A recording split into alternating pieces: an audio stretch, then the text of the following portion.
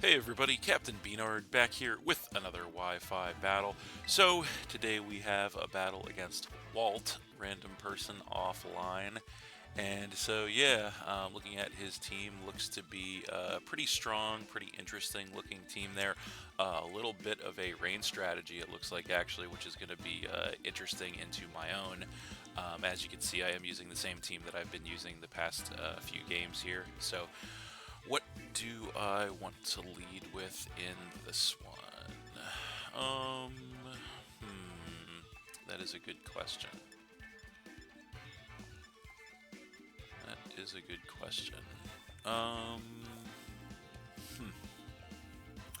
I think we're actually going to go with the Magneton in this one again. I think that seems to make the most sense into what he has going on. And yeah, we'll see how that works out.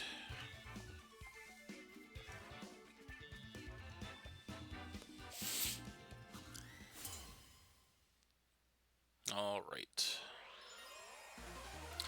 So, looks like he is going to go ahead and lead with the Sableye as we led with the Magneton. So, this is not too bad for us.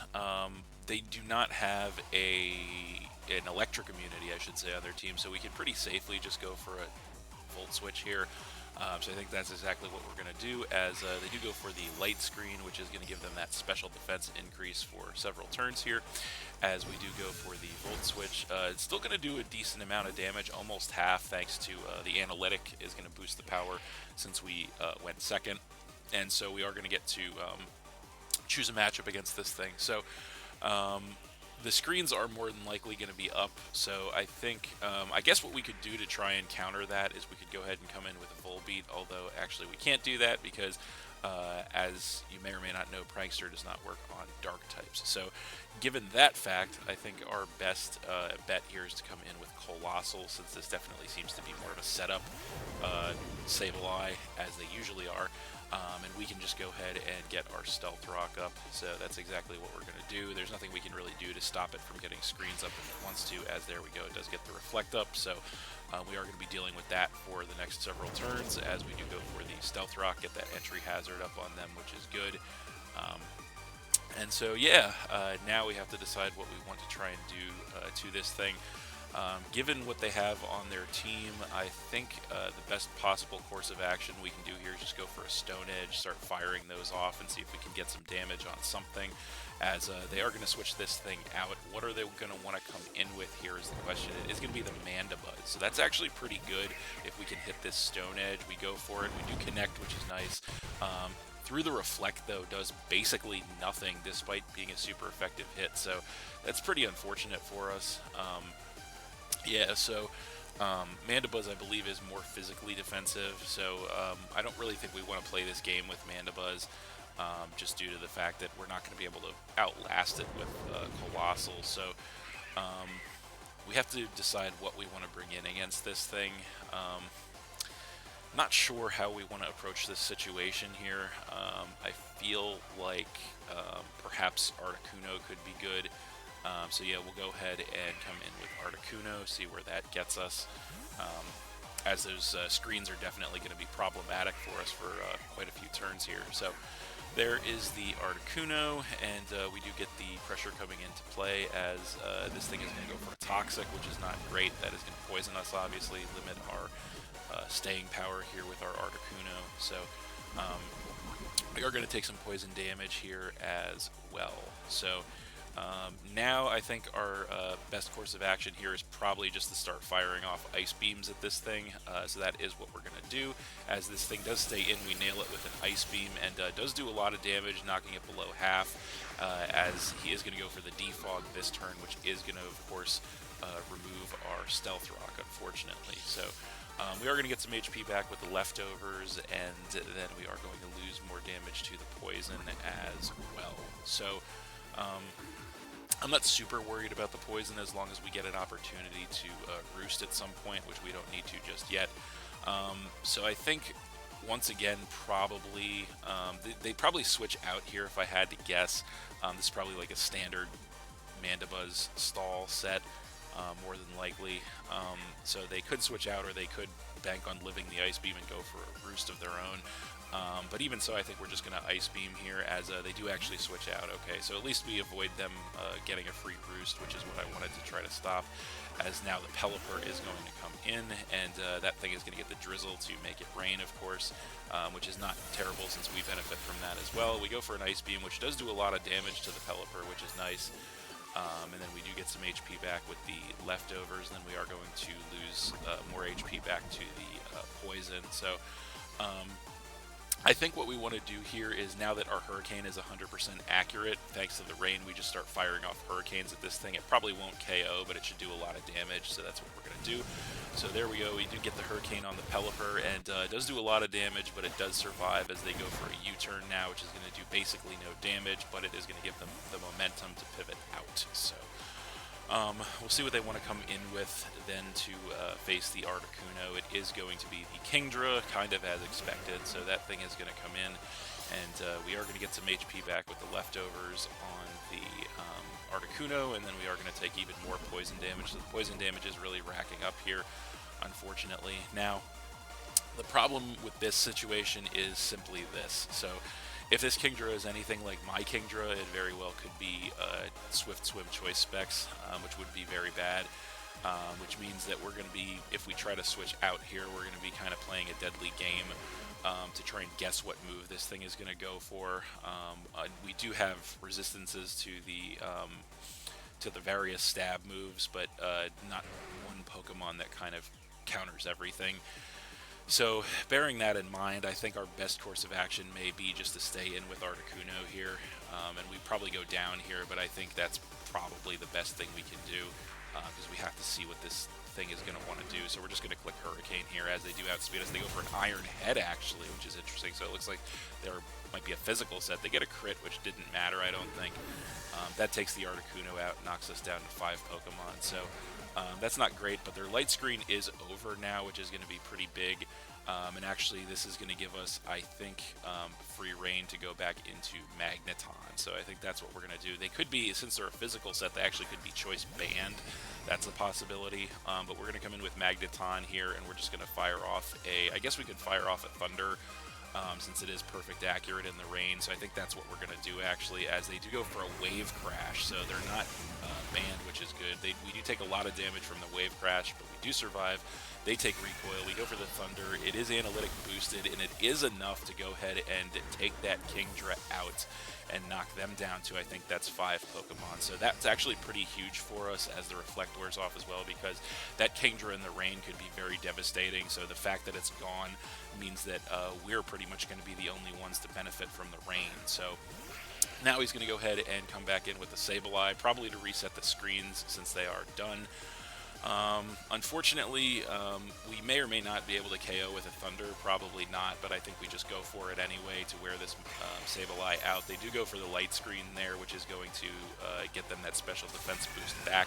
We go for the Thunder in return, and it is actually enough. I'm a little bit surprised by that, but I guess I didn't give Magneton enough credit with that huge special attack stat, and that special attack stat, I should say, and the analytic boost. It gets rid of the Sableye, knocks him down to 4 Pokemon, which is actually pretty huge for us, because that means he's only going to have the special defense boost, not the physical defense boost. So now he's going to go ahead and come in with the Pelipper, and so in this situation, I kind of don't want to lose Magneton here in a way, because it seems like it could be still useful for a couple of Pokemon. I feel like we probably, from our HP, won't take an attack, so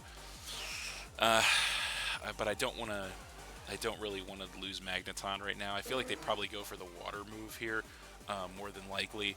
So I kind of want to just switch into my Kingdra here. That's kind of what I want to do. But if we get that prediction wrong, that could be bad news for us. This is a tough one. A little bit of a tough decision here. They probably go for the water attack.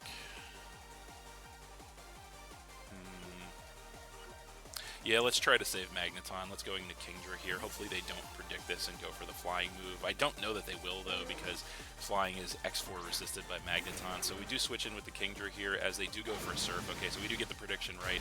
Does basically no damage as we X4 resist it with the Kingdra, which is great. And so now we're in a pretty solid position here with the Kingdra that we can just go ahead and fire off a Surf against this thing. Choice specs boosted. They do stay in. We go for the Surf at max special attack, and it is enough to finish that Pelipper off from that range and knock them down to 3 Pokemon. So that is pretty incredible for us.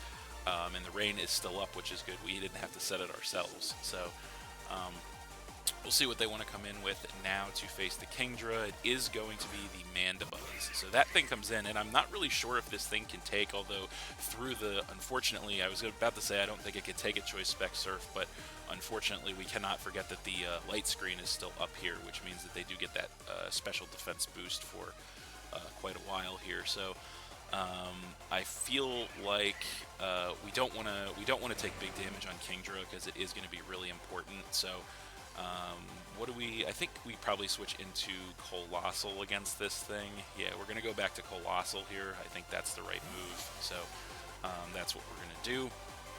And we'll see what he wants to do here with the Mandibuzz, as there is the Colossal, and he does go for a Roost, so I kind of figured that was coming. So there's the Roost. It is going to give him pretty much all of his HP back, and the rain is going to stop as well. So what we could do in this situation, we could do one of two things. We could either reset our Stealth Rock, or we could start firing off Stone Edges. I kind of just want to get the Stealth Rock back up, so that's what we're going to do, as this thing does Toxic Poison us, kind of as expected.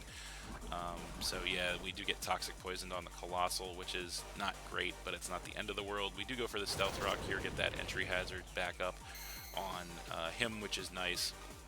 And so we are going to take some poison damage as well.